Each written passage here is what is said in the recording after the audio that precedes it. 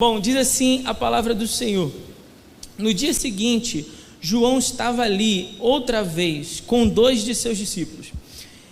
E olhando para Jesus, que por ali passava, disse: Este é o Cordeiro de Deus. Os 2 discípulos ouviram-no dizer isso e passaram a seguir Jesus. Voltando-se e vendo que o seguiam, Jesus perguntou-lhes: Que desejais? Eles disseram: Rabi, que significa mestre, onde te hospedas? Ele lhes respondeu: Vinde e vereis. Foram, pois, e viram onde ele se hospedava, e passaram um dia com ele. Era cerca da 10ª hora. André, irmão de Simão, Pedro, era um dos 2 que ouviram João falar e seguiram Jesus. O primeiro que ele encontrou foi Simão, seu irmão, e disse-lhe: Achamos o Messias, que significa Cristo. Ele o levou a Jesus. Este fixou nele o olhar e disse: Tu és Simão, filho de João, serás chamado Cefas, que significa Pedro. No dia seguinte, Jesus decidiu ir para a Galiléia e, encontrando Filipe, disse-lhe: Segue-me. Filipe era de Betsaida, cidade de André e Pedro. Filipe encontrou Natanael e disse: Achamos aquele de quem Moisés escreveu na lei, sobre quem os profetas também escreveram, Jesus de Nazaré, filho de José. Natanael perguntou-lhe: Pode vir alguma coisa boa de Nazaré? Disse-lhe Filipe: Vem e vê. E vendo Natanael aproximar-se de Jesus, referiu-se a ele dizendo: Este é um verdadeiro israelita, em quem não há fingimento. E Natanael perguntou-lhe: De onde me conheces? Respondeu-lhe Jesus: Antes que Filipe te chamasse, eu te vi, quando estava debaixo da figueira. Natanael respondeu: Rabi, tu és o Filho de Deus, tu és o Rei de Israel. Ao que lhe disse Jesus: Crês, porque te disse que te vi debaixo da figueira? Pois verás coisas maiores do que essa. E acrescentou: em verdade vos digo, que vereis o céu aberto, e os anjos de Deus subindo e descendo sobre o Filho do Homem. Amém? Mantenha sua Bíblia aberta, mas feche novamente seus olhos. Vamos orar mais uma vez? Pai, nós aqui estamos, Senhor, e não há convidado especial mais importante para estar aqui do que a Tua presença. E por isso, Deus, nós pedimos que agora que a Tua palavra foi lida, Senhor, o Senhor derrame sobre nós a iluminação do Teu Santo Espírito para a compreensão da Tua palavra. Que no nome de Jesus, Senhor, nossos corações nessa noite possam ser encontrados como terra boa, onde a boa semente da Tua palavra em nós semeada, Senhor, e essa semente poderosa produz em nós frutos a 30, 60 e a 100 por 1. Que assim como o Senhor já tem produzido frutos até aqui nesta igreja, o Senhor possa também, Senhor, dar filhos e filhas a esta igreja, produzindo ainda muitos frutos, ó Pai, para a glória do Teu nome, frutos que permaneçam, Senhor, frutos para a glória do Teu santo e excelso nome. Nós oramos em nome de Jesus, amém. Irmão, mantenha sua Bíblia aberta, para a gente poder ir meditando, e ao longo da meditação ir acompanhando no texto, o desenvolvimento desse texto. Bom, eu sei que os irmãos já estão aí craques no Evangelho de João, né? Mas eu quero pedir uma licença a você que já está aí ficando fera, através das exposições do pastor Gesmiel, e me dá a oportunidade também de falar com aqueles que estão visitando aqui hoje, né? Estão vindo aqui, muitas vezes não têm ouvido essas mensagens, então a oportunidade para eles também ouvirem um pouco a palavra de Deus e compreenderem. E para você que já sabe dessas coisas, entenda e ouça como uma forma de recordar, né? Recordar para ir guardando e fixando na memória. Bom, você sabe, e se você não sabe, fica sabendo agora, que o Evangelho de João foi escrito como uma forma de fazer com que os leitores desse Evangelho, dessa carta, pudessem crer que Jesus é Deus. Jesus é o Filho de Deus. E uma vez crendo em Jesus e crer no Evangelho de João, não é somente acreditar, crer no Evangelho de João é se entregar. Uma vez que eles crescem, que eles se entregassem a Jesus, eles tivessem suas vidas transformadas por esse Jesus, e então eles pudessem se tornar discípulos de Jesus. O texto que nós estamos lendo é o chamado dos primeiros discípulos. Veja que o início do capítulo 1 começa com: no princípio era o verbo, e o verbo estava com Deus, e o verbo era Deus. João aqui está afirmando a divindade de Jesus, ele é Deus. Só para ver se os irmãos aí estão craques, estão acompanhando a escola bíblica dominical. Que outro livro da Bíblia também começa com a expressão no princípio? Gênesis. Aí, os irmãos estão prestando atenção, estão craques. Guarde essa informação, a gente vai voltar nela depois. Mas você acha que é coincidência os dois livros começarem com a mesma expressão? No princípio. João está reescrevendo o Gênesis e a criação de todas as coisas a partir de Jesus. Então, por isso ele começa com a mesma expressão que Moisés usou para escrever o livro de Gênesis. Depois eu vou ver se vocês estão realmente prestando atenção no que eu estou falando. Ele fala no princípio, e aí então começa a nos falar sobre Jesus. Aí ele começa a desenvolver o raciocínio, alegando sobre a divindade de Jesus nos primeiros versículos, e depois na sequência ele começa a falar sobre a identidade de Jesus, quem ele é. E eu queria que você olhasse na sua Bíblia, por favor, o verso 29 em especial.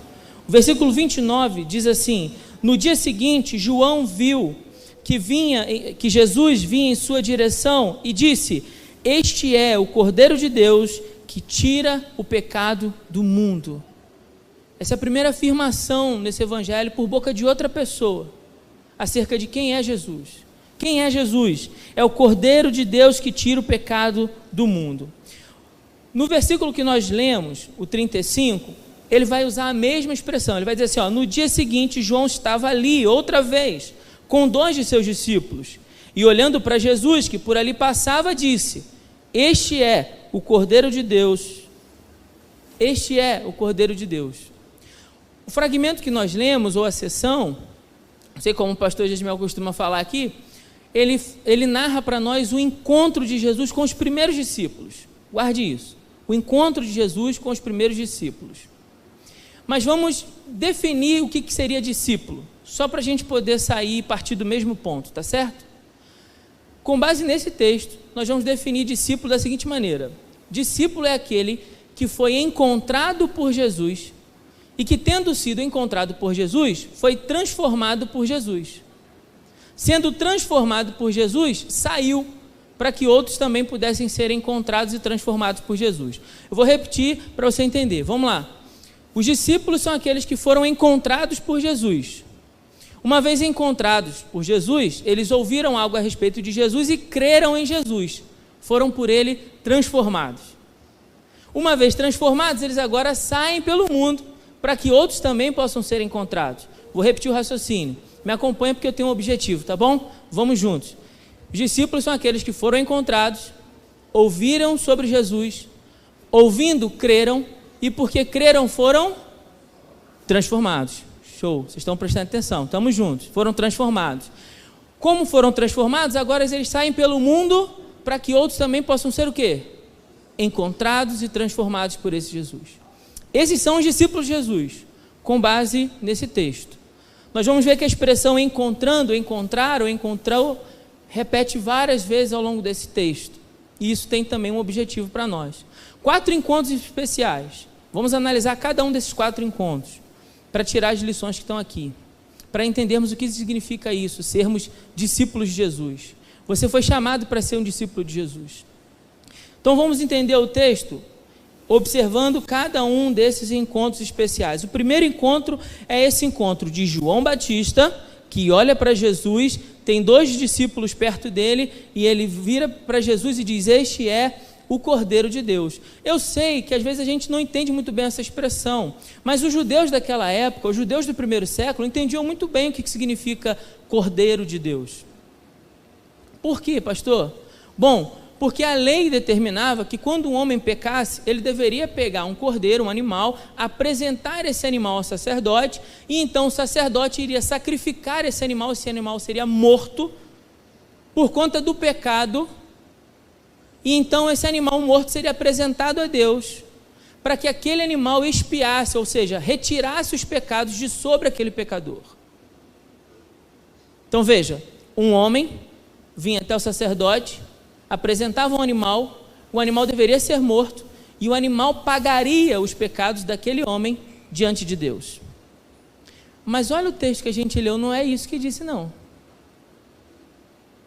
Olha só, o que o texto diz é: este é o Cordeiro, não de um homem, mas de Deus, não para tirar os pecados de sobre Israel, mas para tirar os pecados do mundo. Este é o Cordeiro de Deus que tira o pecado do mundo, diz o versículo 29. Esse é um cordeiro que não foi oferecido pelo homem diante do sacerdote lá, para ser morto por Israel. Esse é o cordeiro que foi oferecido pelo próprio Deus, para retirar os pecados de todo o mundo, não apenas de Israel, mas o meu e o seu pecado. Essa é a primeira informação importante nesse texto sobre quem é Jesus. Olha o que eu disse para você no início do sermão. O texto tende a nos mostrar, expressar para nós quem é Jesus. E a primeira coisa é dizer: ele veio para morrer pelos seus pecados. Eu não sei se você que está aqui, talvez visitando, já entregou a sua vida a Jesus, já reconheceu Jesus como o Senhor e Salvador da sua vida. E a primeira informação importante que eu gostaria que você tivesse aqui é: ele morreu pelos seus pecados. Seus pecados têm um preço, e o preço pago foi a vida de Jesus. Ele morreu por você. Por isso você deveria dar crédito a essa pregação, deveria dar crédito a essa mensagem. Ele morreu pelos seus pecados, ele morreu para te salvar. Quando aqueles discípulos escutam João falar isso, olha o que acontece. Os dois discípulos, versículo 37, ouviram dizer isso e passaram o quê? A seguir Jesus. Aquilo que eles ouviram sobre quem era Jesus, que Jesus não apenas veio para tirar os pecados de Israel, mas os pecados de todo mundo, tocou o coração deles de tal maneira que eles agora são movidos em direção ao próprio Jesus. E diz o verso 39, o 38, eles perguntam: onde é que você se hospeda? Onde é que você mora, Jesus? E aí o 39 vai dizer, o próprio Jesus: vinde e vereis. Foram, pois, e viram onde ele se hospedava e passaram o dia com ele. Note a expressão: passaram o dia com ele. Era cerca da 10ª hora. Isso é 16 horas da tarde. Às 16 horas da tarde seria a 10ª hora para o povo judeu. Por que João está falando de horário? Para nos dar a ideia de que eles passaram o dia com Jesus. Imagina você passar o dia com Jesus, uma manhã e uma tarde, tomar um café, comer um pão de queijo com Jesus, bater um papo com Jesus. Eu sei que você estranhou um carioca falar de pão de queijo, né? Mas já estou aqui há 9 anos, a gente já se acostumou a ir na casa de um irmão e tomar com ele um café e comer com ele um pão de queijo. E aí você tem a oportunidade de conhecer mais a fundo aquela pessoa, você tem a oportunidade de viver uma experiência com aquela pessoa. O que o texto está dizendo para mim e para você é que André e João tiveram a oportunidade de viver essa experiência pessoal com Jesus. Eles passaram um dia. E eles passaram um dia e aquilo foi tão importante para a vida deles, foi tão especial, tocou o coração daqueles homens de tal maneira que o verso seguinte, verso 40, acompanha aí por favor na sua Bíblia, começa a narrar para nós o próximo encontro que vai acontecer. Ele diz assim, André, irmão de Simão Pedro, era um dos dois que ouviram João falar e seguiram Jesus. O primeiro que ele encontrou foi Simão, que era o que dele? Verso 41. O primeiro que ele encontrou foi Simão, que era seu irmão, e disse-lhe: achamos quem? Mas foi isso que eles ouviram de João? Você que estava aí prestando atenção na minha... Foi isso que eles ouviram? O que eles ouviram de João? Que Jesus era quem? Cordeiro de Deus. Note que agora o conhecimento deles sobre Jesus já ampliou, já se aprofundou. Por quê? Porque eles viveram uma experiência pessoal com Jesus. Eles viveram uma experiência pessoal com Jesus. Convidou eles, vinde e vereis. Experimentem por si mesmo. Vejam com seus próprios olhos. Ouçam-me com seus próprios ouvidos. Vivam essa experiência. A vida deles foi tocada. Então eles saem agora para dizer: olha, nós achamos o Messias. O Messias significa o escolhido, o ungido de Deus. Nós achamos quem? Não achamos qualquer pessoa, achamos o Messias. Na minha tradução aqui, está até entre parênteses a expressão equivalente no grego, que significa Cristo.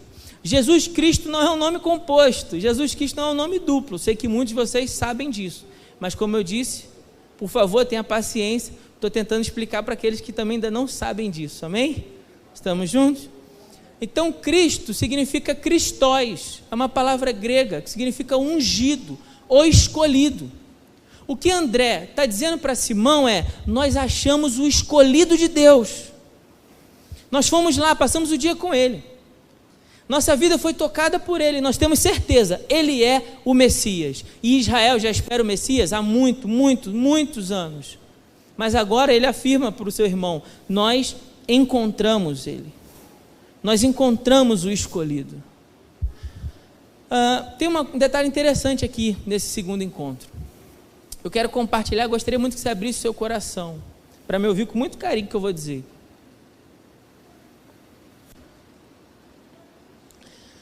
André apresentou Jesus para quem? Para quem? Qual era o grau de parentesco de Simão? Era irmão. Quando André volta e João voltam da casa de Jesus, onde ele se hospedava, eles voltam tão tocados que a primeira atitude de André é ir até quem? O seu irmão, a sua família. Sua família. André foi tocado por Jesus e a primeira atitude que ele toma é ir até a sua, e então ele fala de Jesus. Então ele fala de Jesus. Se você foi tocado por Jesus, se você é um discípulo de Jesus, você agora precisa ir falar de Jesus para a sua família. Você precisa. Olha que interessante. O Haggai, o Instituto Haggai, fez uma pesquisa perguntando para as pessoas por intermédio de quem elas tinham ido para Jesus. Por exemplo, quem disse para você, Almiro, sobre Jesus? E aí o Almiro respondia para o Haggai: olha, quem me falou sobre Jesus foi tal pessoa. 49,7%, se não me falha a memória, quase 50% já mesmo, 49 e uns quebrados, das pessoas disseram que quem falou de Jesus para elas foi um parente, um membro da sua família. 49% das pessoas haviam sido evangelizados por um parente. 29,6%, 29 e uns quebrados, disseram que ouviram falar de Jesus pela primeira vez por intermédio de um amigo, uma pessoa próxima a elas. Olha que dado interessante para nós. Isso deveria fazer a gente parar para pensar. Porque, olha, 49 e uns quebrados, 29 e mais uns quebrados, dão cerca de 80, mais ou menos 80% das pessoas que vêm a Cristo, vêm por intermédio de quem? Ou de um parente, ou de um amigo. Você tem evangelizado seus amigos? Você tem apresentado Jesus para os seus amigos? Você que diz que já foi encontrado por Jesus, já ouviu sobre Jesus e se entregou e foi transformado por Jesus, e agora está andando pelo caminho, você já andou pelo caminho da sua própria casa, seus parentes, seu pai, sua mãe, seus irmãos, precisam ouvir falar de Jesus, seus amigos precisam ouvir falar de Jesus, eles precisam, e o caminho mais fácil de chegar ao coração deles é você, porque eles sabem que você é alguém que se importa, ou pelo menos deveria se importar.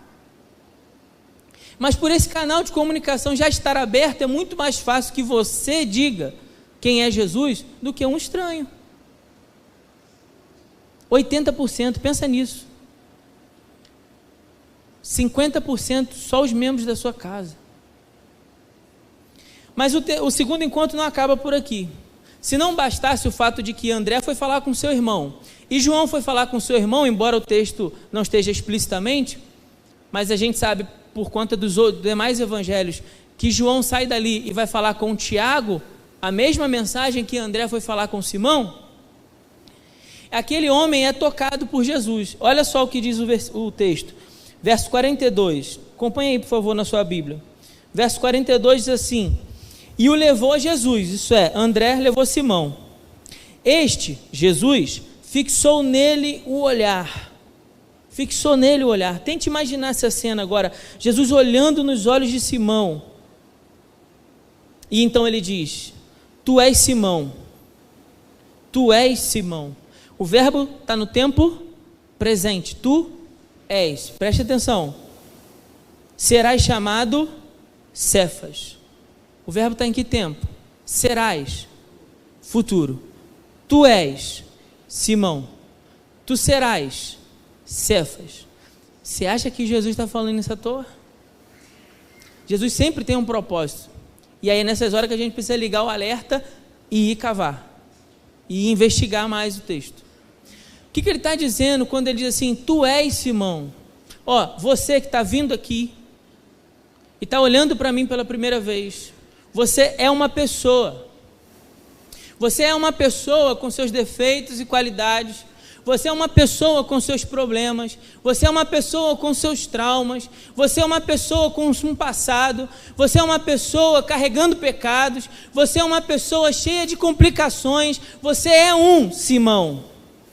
Mas tu serás Cefas, que significa Pedro. Jesus estava olhando para Simão e dizendo sobre aquilo que o Espírito Santo ainda iria transformar Simão em Cefas. Deixa eu te explicar isso de uma forma bem didática. Cefas, que significa Pedro, que quer dizer no grego Petros. A palavra que aparece aqui no original é Petros. E Petros significa isso aqui, pedra. Pedra. Petros quer dizer pedra. Olha que interessante. A Bíblia vai dizer que há um que é a rocha de salvação. Quem é ele? Jesus. Jesus é a rocha. A designação sobre rocha na Bíblia é sempre para Jesus. É indicando para Jesus. A rocha de salvação. O lugar seguro para mim e para você.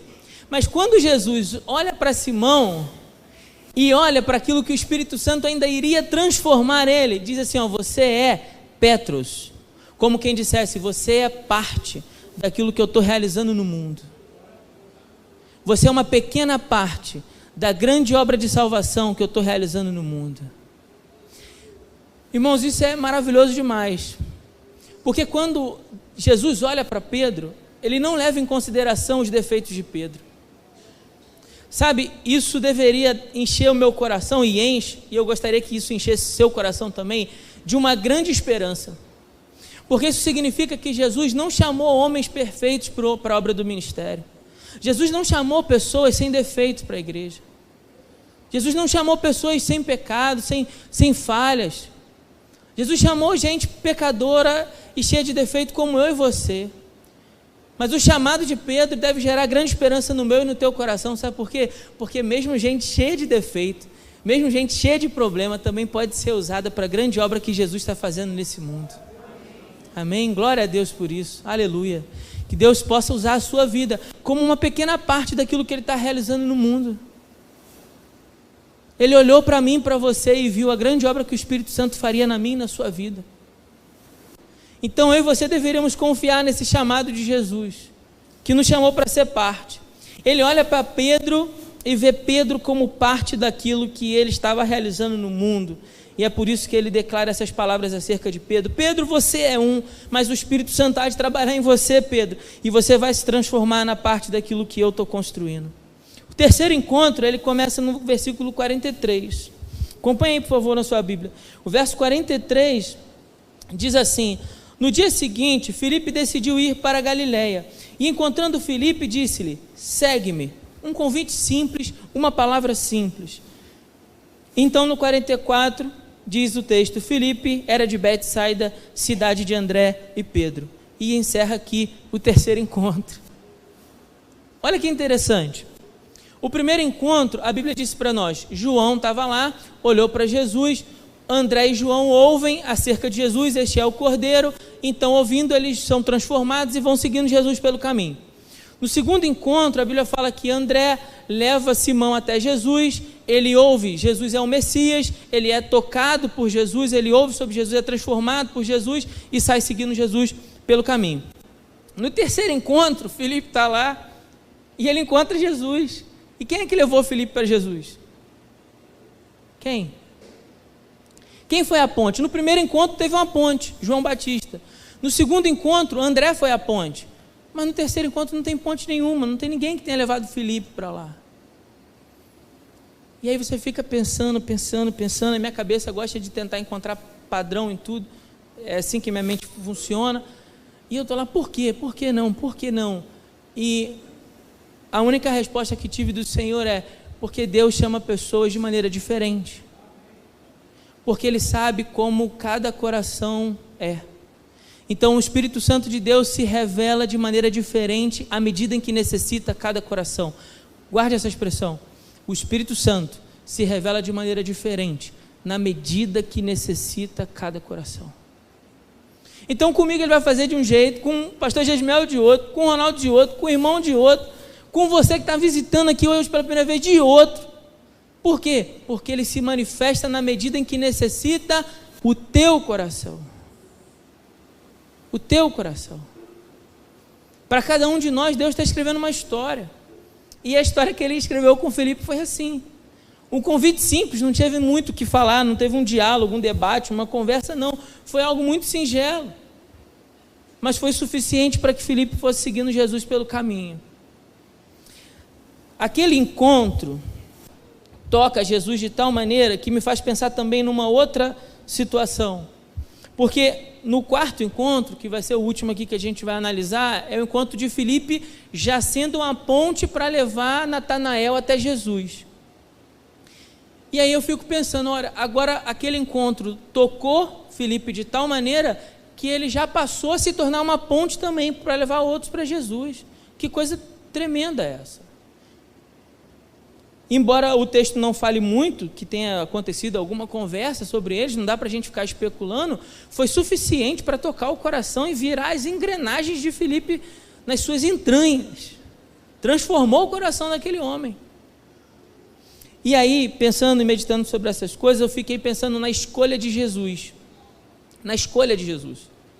Porque olha só, o texto diz assim, ó, no dia seguinte, Jesus fez o quê? Decidiu. Está no verso 43, se você tiver com a Bíblia aberta aí, ó. No dia seguinte, Jesus decidiu ir para Galiléia. Decidiu. Quando ele decidiu ir para Galiléia, ele encontrou Filipe. Então, o resultado, ou melhor, a transformação de Filipe foi o resultado de uma escolha consciente de Jesus.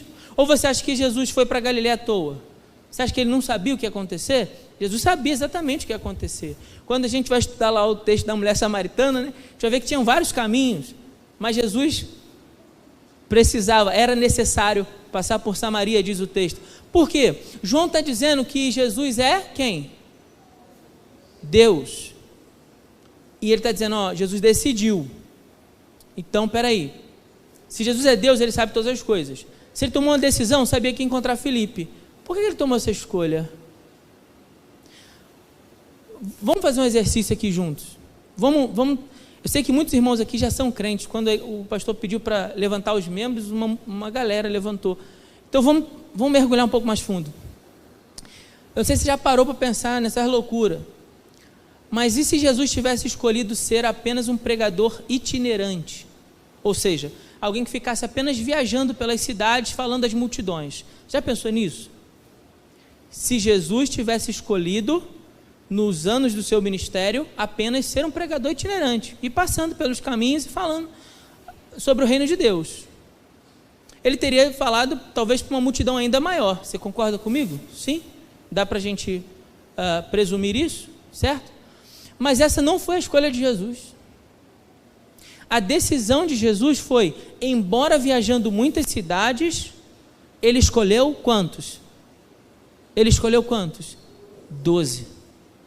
Ele viajou muitas cidades e pregou para multidões, mas escolheu 12.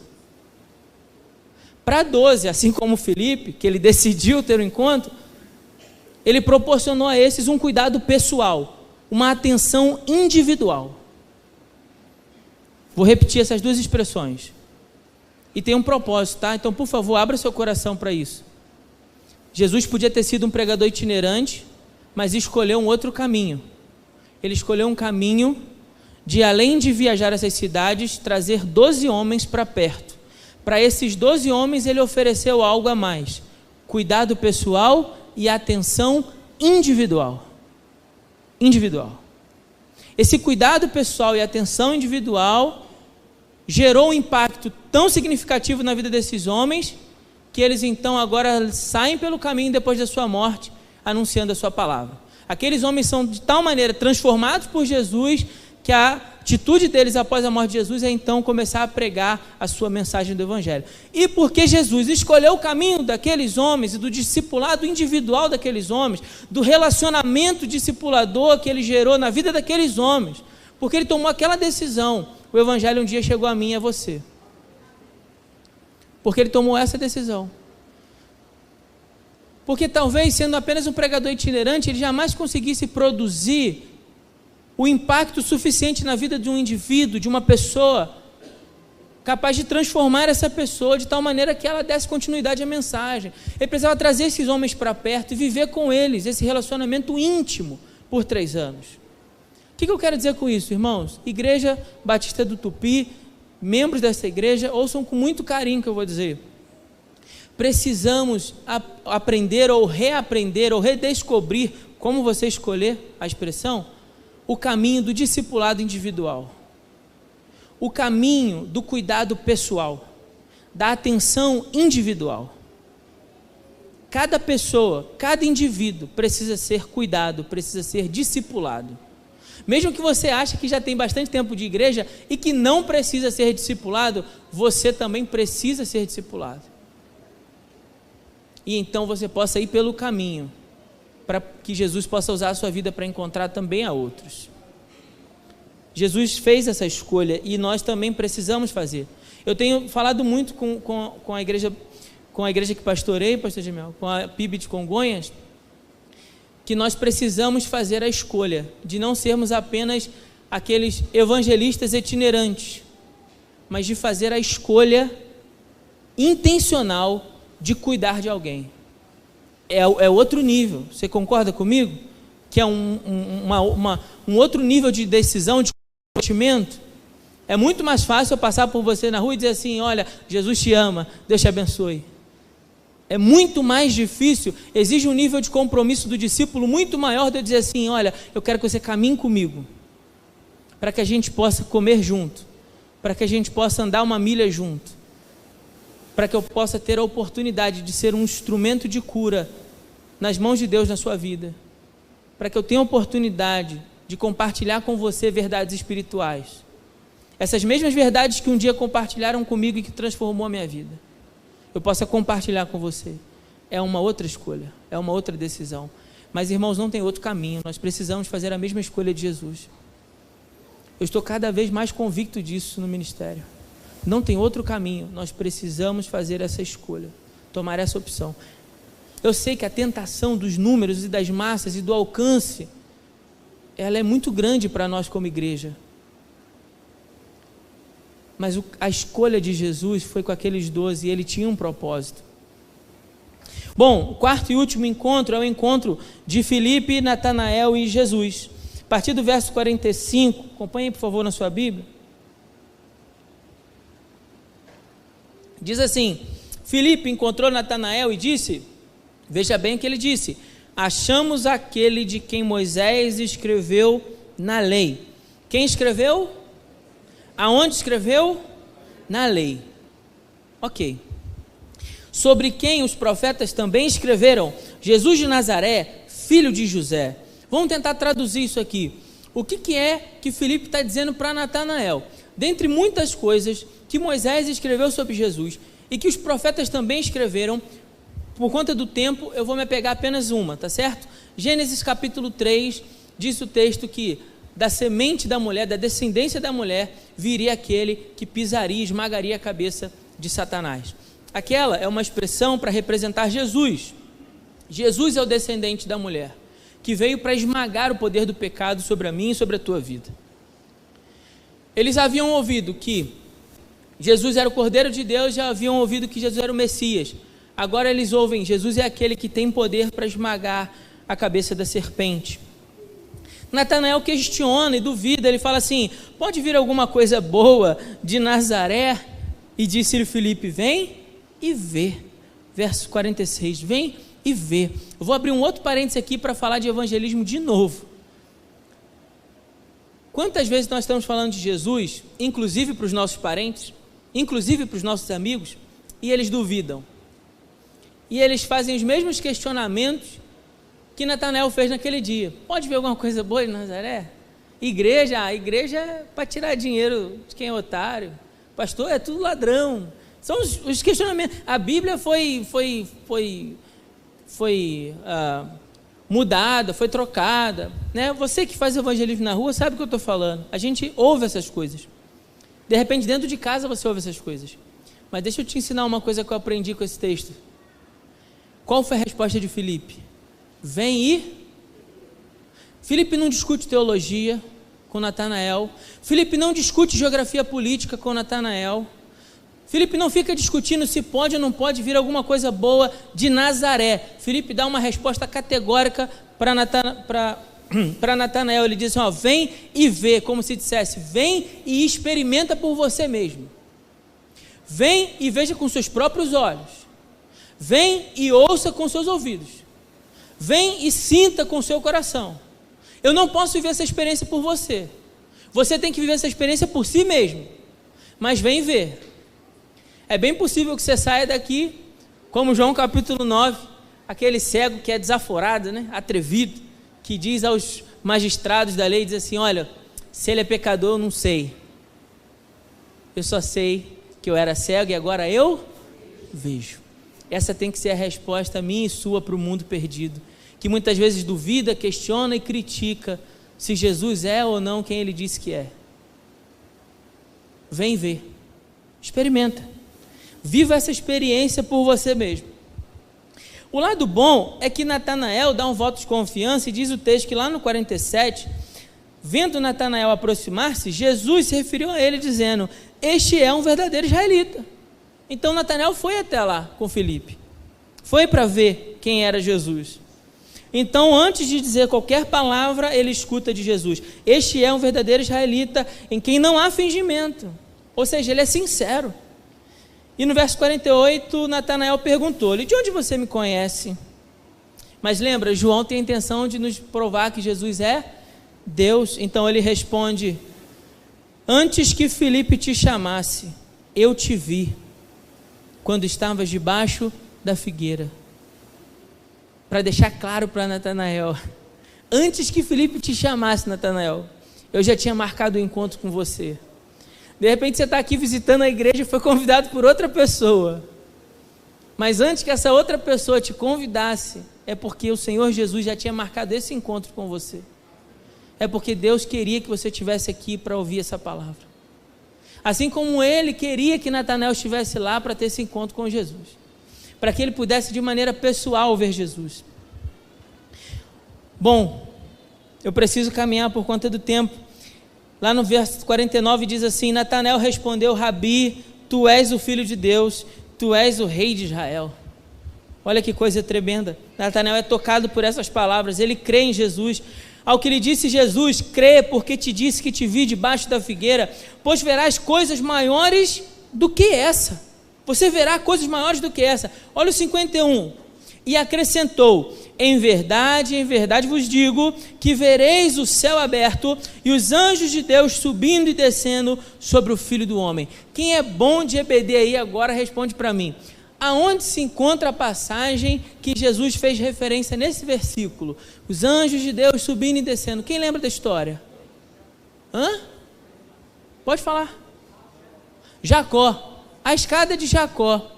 A escada de Jacó. Então Jesus está dizendo para Natanael que ele vai ver o que Jacó teve em sonho, certo? Mas quem escreveu? Quem escreveu a história de Jacó? Pode falar com convicção. Moisés. Opa, peraí. Moisés escreveu a história de Jacó, a mesma história que Jesus está usando para dizer para Natanael quem ele é. Eu sou a escada de Jacó, eu sou o caminho que leva a Deus. De agora em diante, vereis os céus abertos e os anjos de Deus subindo e descendo, descendo e subindo. Moisés escreveu 5 livros, quem lembra? Gênesis, Êxodo, Levítico, Número, Deuteronômio, certo? Os 5 livros da lei.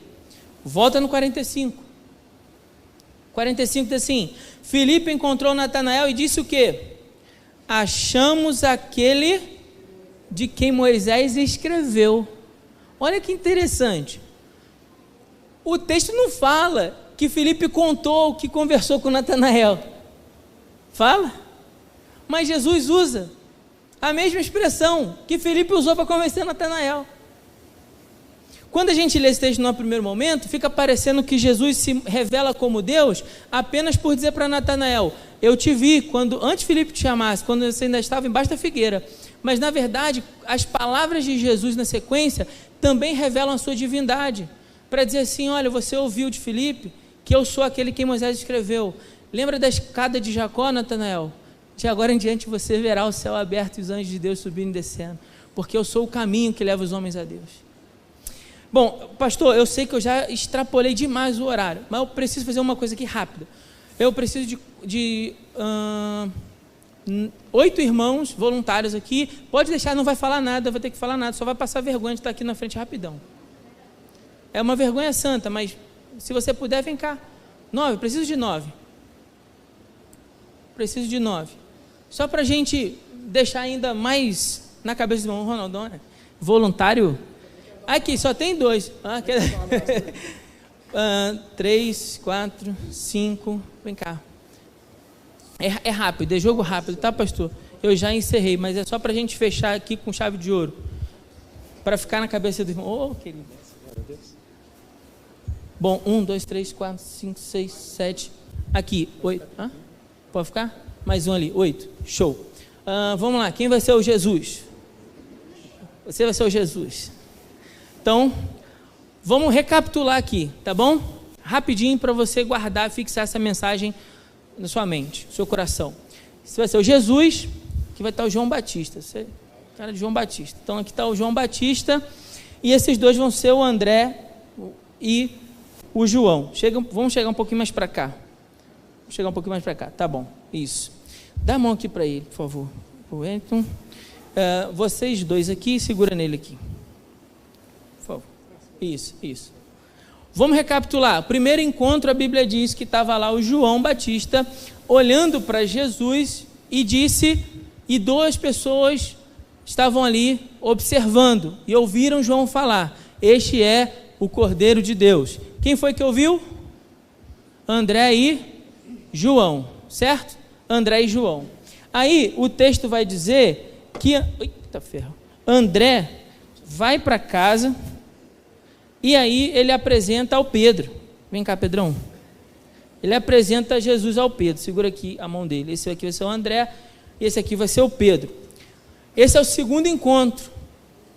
André, que ouviu João falar: este é o Cordeiro, agora diz sobre Jesus: achamos o Messias para Pedro. Pedro é tocado e então vai seguindo eles pelo caminho.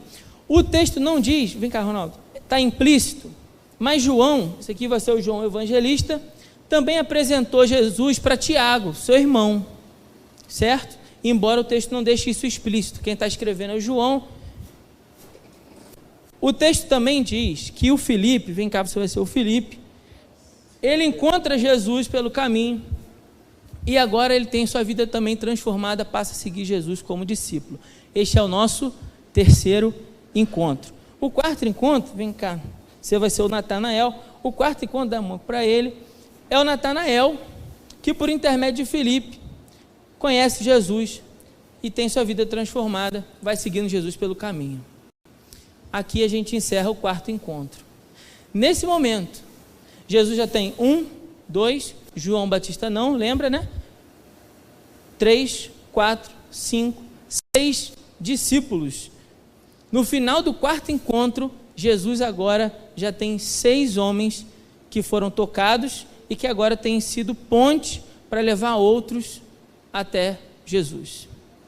O que eu quis fazer aqui com esses irmãos, para ilustrar, para ficar na sua mente, é que o Evangelho é uma grande corrente que vai se espalhando e vai alcançando com os seus braços outras pessoas.